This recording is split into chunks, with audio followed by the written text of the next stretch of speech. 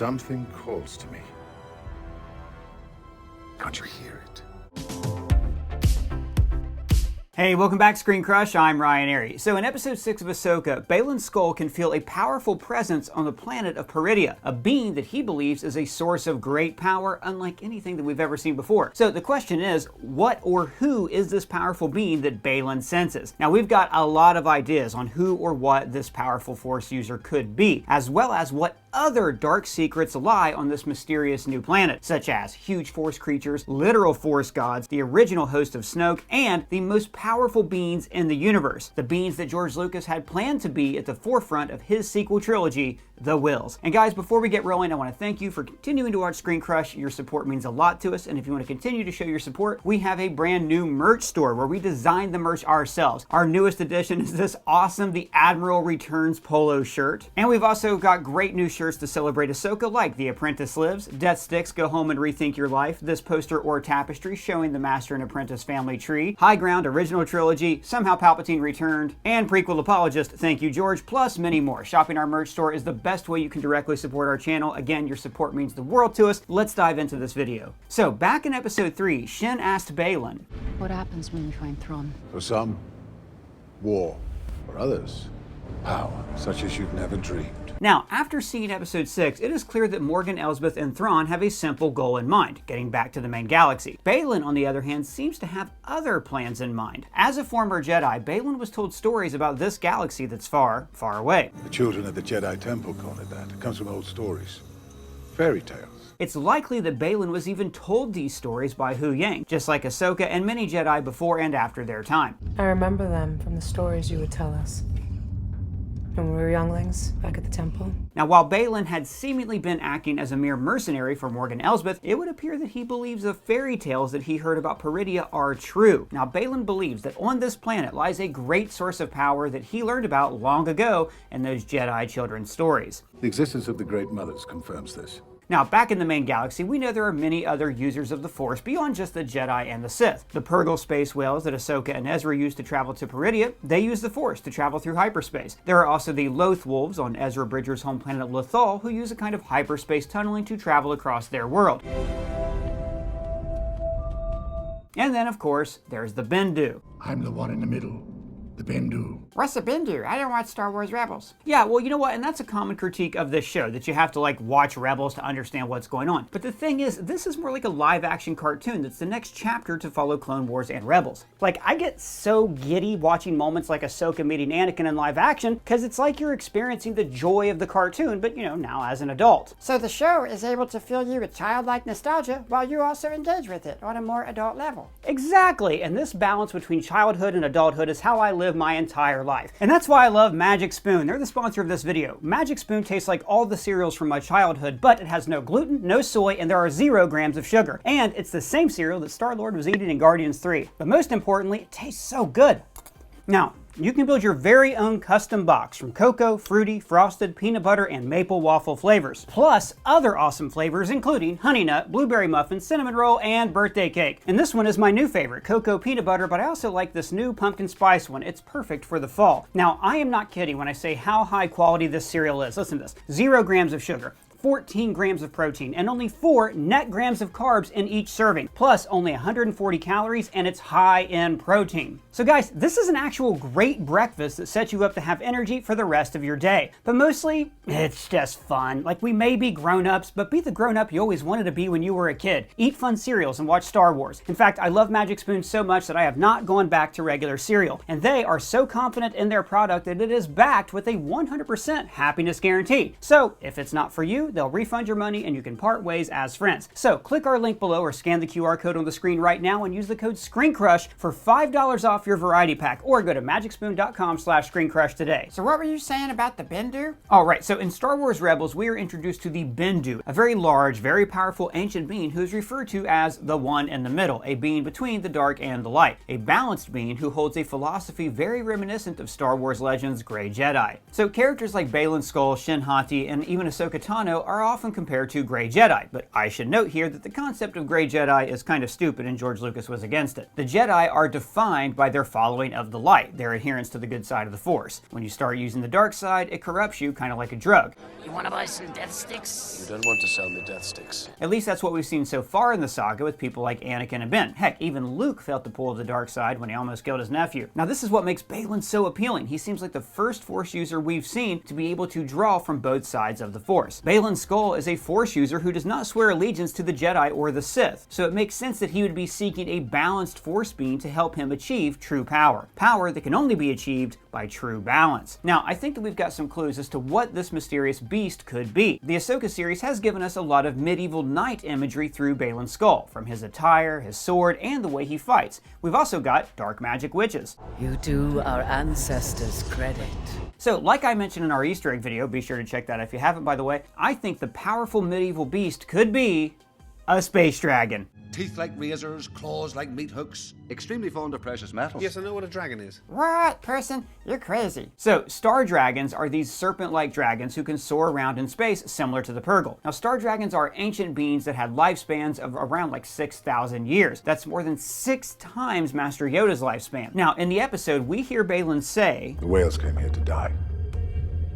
Peridia was a graveyard. Star dragons did the exact same thing. When a star dragon was nearing its death, they would travel to an uncharted planet simply referred to as the graveyard of the dragons. So, with it being confirmed that Paridia is the place where the Purrgil come to die, and Baylan referring to the planet as a graveyard, it's likely that this is the same place that another species of giant space creatures, the star dragons, also come to die. So Baylan is looking for a dead space dragon? No. See, my point is that like the Purrgil, these space dragons know where Paridia is. So maybe there are stories that were told by the Jedi about a star dragon who lived on Paridia, a dragon who held great power and ancient knowledge about the Force. Morgan says in this episode that her people first traveled to the main galaxy by riding space whales. My people were among the first to harness and ride the creatures in the days before time was counted. But now, the once powerful Dathmiri are reduced to nothing. You can see their kingdom in ruins, overgrown. What caused that destruction? I think that the Force Witch's kingdom was brought down by a Force-using dragon. Now, as cool as that would be, it doesn't have to be a dragon. These series like Ahsoka and The Mandalorian have been doing a lot of legwork between the original trilogy and the sequels to make this somehow Palpatine returned. Somehow make sense. And if you want to celebrate that cinematic moment, be sure to get our Somehow Palpatine Return t-shirt. Now, I should also mention here another group of powerful Force beings, and that is the Mortis Gods. So we've talked about this a lot on the channel, but there is this weird 3-episode arc of the Clone Wars where Anakin, Obi-Wan, and Ahsoka encountered these 3 Force beings who are basically embodiments of different aspects of the Force. The light, the dark, and most importantly, the balance. Now, these figures appeared again in a mural in Star Wars Rebels, and as Sabine explains,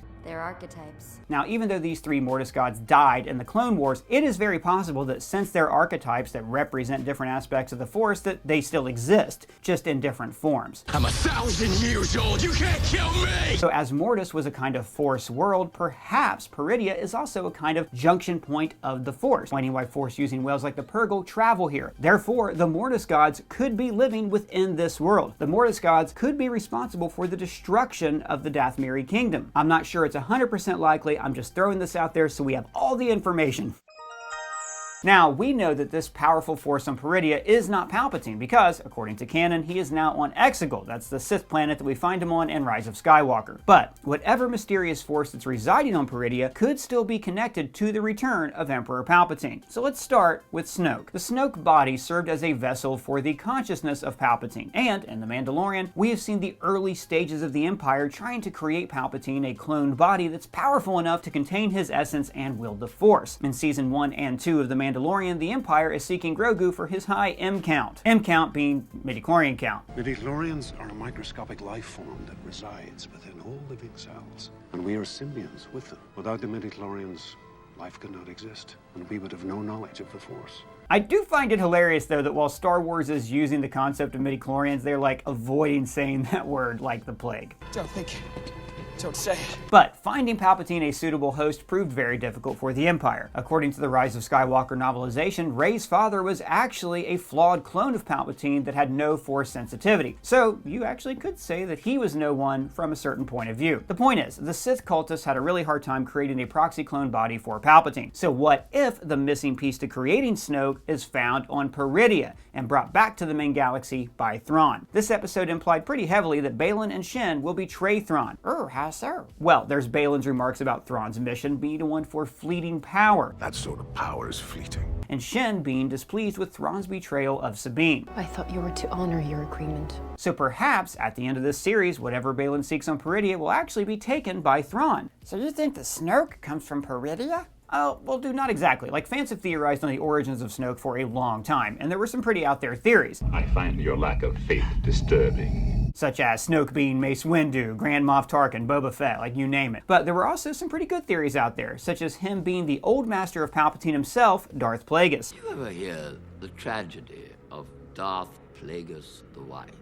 But one of the most interesting theories was that Snoke was one of the original Force users. I don't know where you get your delusions, laser brain. And even though we now know that he was a clone pieced together for Palpatine's control, the DNA that makes up Snoke could still be that of the original Force user, a Force user who came from Peridia. So, like I said, there are lots of Snoke theories, two of which could point to Snoke coming from either the Whills or the Prime Jedi or both. Wait, what's a Prime Jedi? Well, in The Last Jedi, we saw an image of the Prime Jedi on the floor on the Temple of Act 2, as well as the actual Journal of the Whills inside of this tree. The original Jedi texts. So, like, the Prime Jedi was the first Jedi to ever use the Force, and he founded the Jedi Order. Other than that, we don't actually know much about the Prime Jedi. So perhaps we could learn that this OG Force user came from this galaxy far, far away. Maybe the Prime Jedi was the first Force user in the main Star Wars galaxy, but he could be one of many from this other galaxy where Peridia resides. And this could all be explored in James Mangold's upcoming film focusing on the origins of the Jedi Order. Now, George Lucas's original idea for the sequel trilogy was going to focus on these characters called the Whills. Now, we could do a whole video explaining Lucas's original idea for the Whills and their connection to the midichlorians and the Force. But long story short, the Whills and the shamans of the Whills were ancient beings who were essentially one with the Force and like determined destiny. So, if Peridia is where this all began, perhaps the planet is where the first wielders of the Force began, meaning that on Peridia, Baylan could find the balance that he has been searching for. And if a being such as a shaman of the Whills were to be captured, or even if DNA from a being so powerful were to fall into the hands of the Empire, that could play a crucial role in the resurrection of Palpatine and the creation of Supreme Leader Snoke. When Morgan, Baylan, Shin, and Sabine arrive on Peridia, the Night Sisters say, "It reeks of Jedi."